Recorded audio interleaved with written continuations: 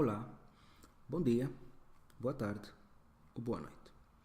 Recebam os meus cumprimentos de acordo à hora do dia e sejam todos bem-vindos ao capítulo 1 do curso Fundamentos de Redes TCP/IP. Nesse capítulo vamos falar sobre conceitos de redes TCP/IP. Para começar, eu gostava que parássemos e pensássemos juntos um pouquinho a respeito da seguinte pergunta. O que me vem à mente quando ouço a palavra redes? Se pensou num conjunto de entidades, tipo objetos, interligados entre si, com o objetivo de partilhar recursos, não pensou errado. É que, independentemente da finalidade, as redes basicamente são um conjunto de dispositivos interligados entre si com o objetivo de partilhar recursos.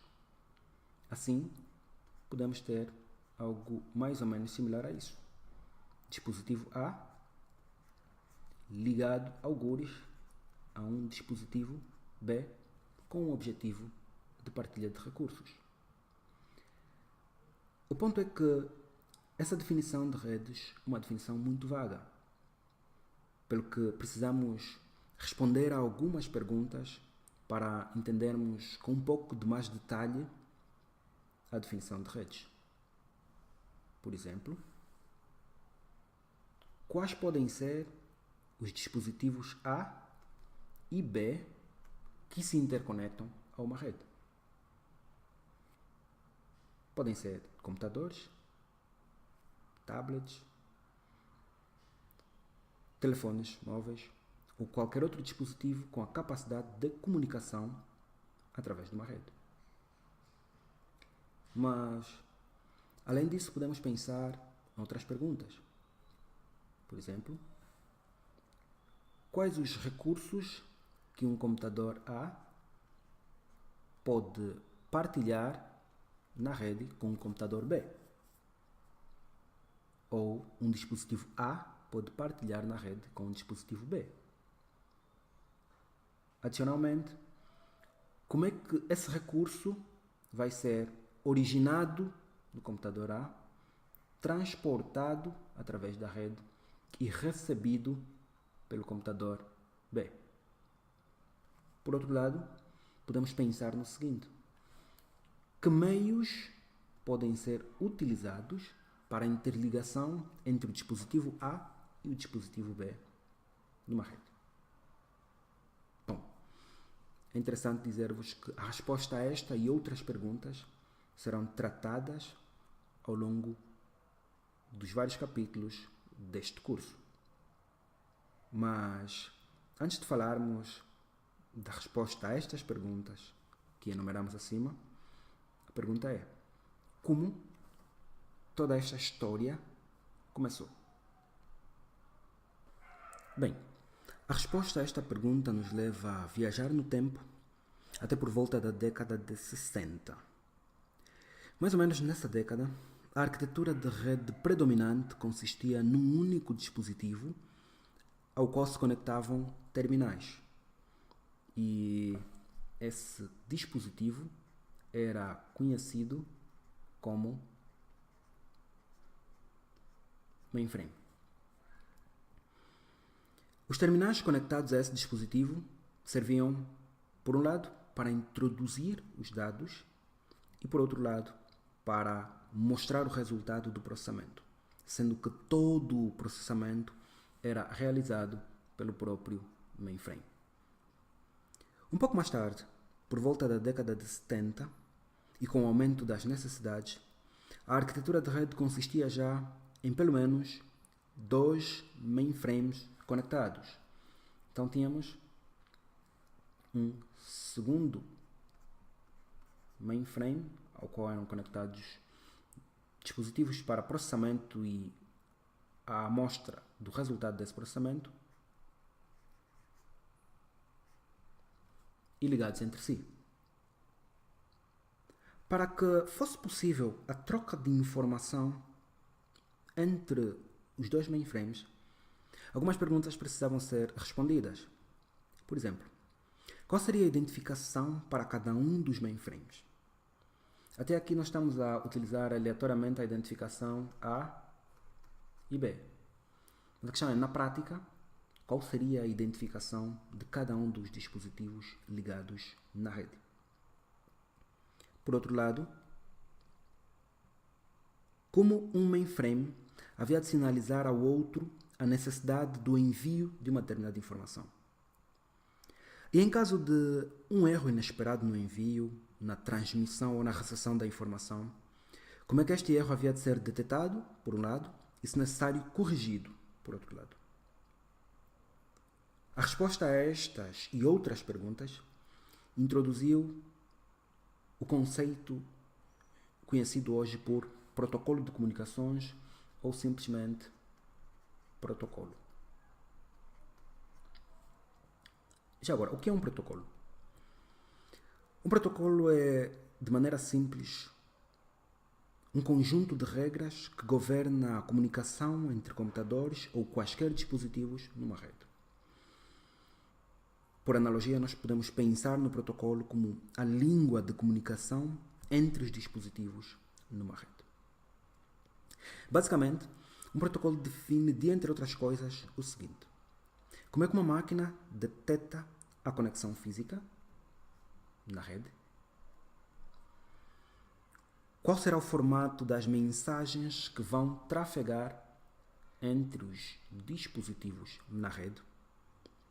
O que é que será feito com as mensagens mal formatadas ou corrompidas?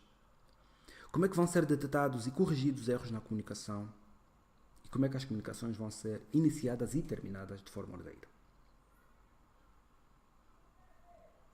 Todas essas perguntas, como falamos, são tratadas num protocolo, ou seja, um conjunto de regras que governam a comunicação entre os dispositivos na rede. Por outro lado, os protocolos ajudam a criar uma abstração de hardware. O que é isso? Basicamente, significa que eles permitem que as pessoas especifiquem e até mesmo entendam a comunicação entre dois dispositivos sem entender no detalhe o hardware desses dispositivos. É claro que a comunicação na rede não se resume num único protocolo. Na verdade, a comunicação entre vários dispositivos na rede normalmente envolve mais do que um protocolo. E por causa disso, os protocolos são agrupados em pilhas. E cada protocolo numa pilha realiza uma tarefa. Assim, as várias tarefas juntas formam a comunicação. A comunicação entre os dispositivos na rede, como dissemos, normalmente envolve mais de um protocolo. Por causa disso, precisamos pensar no seguinte: se duas pessoas que se querem comunicar se vão entender, elas precisam de duas coisas: ou falar no mesmo idioma, ou, em caso de falarem em idiomas diferentes, terem um tradutor. De modo análogo, para dois computadores ou dois dispositivos falarem, ou melhor, se comunicarem e se entenderem, eles precisam de usar o mesmo protocolo ou um dispositivo que atua como tradutor de protocolos, caso usem protocolos diferentes. Ao longo da formação, nós vamos conhecer vários protocolos e ver como é que eles se interrelacionam e permitem a comunicação entre os dispositivos numa rede. Também veremos a tradução de um protocolo para o outro e como isso permite que a comunicação entre dispositivos numa rede flua suavemente. Dito isso, chegamos à década de 80 na nossa viagem. E aqui destaca-se a época do computador pessoal, que, por um lado, por causa das suas características, revolucionou o mercado, e a par disso, as redes locais foram se tornando cada vez mais importantes. Essa importância cresceu ainda mais uma década depois, na altura em que já se começaram a padronizar as várias tecnologias de rede então existentes e tornou-se possível conectar redes de tecnologias diferentes. Daí em diante, tudo evoluiu muito rápido, porém de forma estruturada, desde os serviços até a aplicação das redes. Com essa evolução rápida e estruturada, a pergunta que talvez venha à nossa mente agora é: como foi possível que as redes evoluíssem tão rápido, porém de forma estruturada? Bem, a resposta é simples. É que desde logo nos primórdios das redes foram criadas várias organizações com o objetivo de permitir que o crescimento das redes fosse estruturado. Entre estas organizações vale destacar a ARPA. É uma agência norte-americana que foi pioneira no desenvolvimento de protocolos para uso em redes. A par dela, vale destacar também o IAB, que, dentre outras coisas, define as tarefas ou questões técnicas. Por exemplo, quais protocolos são necessários em cada pilha de protocolos? Uma vez definidos os protocolos necessários na pilha de protocolos, quando é que estes protocolos se tornam um padrão? Assim que os protocolos se tornam um padrão, os fabricantes precisam simplesmente seguir estes padrões à medida que desenvolvem os seus dispositivos de comunicação, tanto a nível de hardware quanto a nível de software. O resultado final de todo este trabalho é um crescimento organizado. Mas agora, o que talvez esteja a passar na nossa mente é: onde então é que nós encontramos estes protocolos e padrões? Bem, os protocolos e padrões são documentados e guardados em relatórios que são conhecidos como RFC, ou Request for Comments. Normalmente, cada RFC pode conter um ou vários conceitos explicados em detalhe. E pode ser um padrão ou simplesmente uma proposta para um novo protocolo. Por uma questão de identificação, cada RFC é associada a um número e elas encontram-se disponíveis em repositórios online. Um repositório muito conhecido, onde encontramos disponíveis as RFCs, é o rfc-editor.org.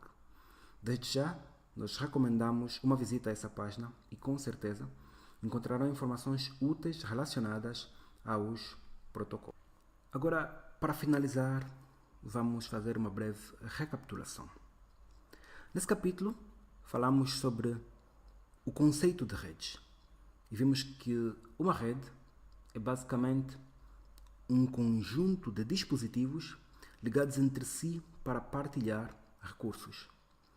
Fizemos também uma breve viagem para conhecer o histórico das redes e vimos, de forma resumida, como foi possível um crescimento rápido, porém organizado. No próximo capítulo, falaremos sobre modelos de comunicação. Por enquanto, esperamos que este capítulo tenha sido proveitoso e encontramos-nos no próximo capítulo.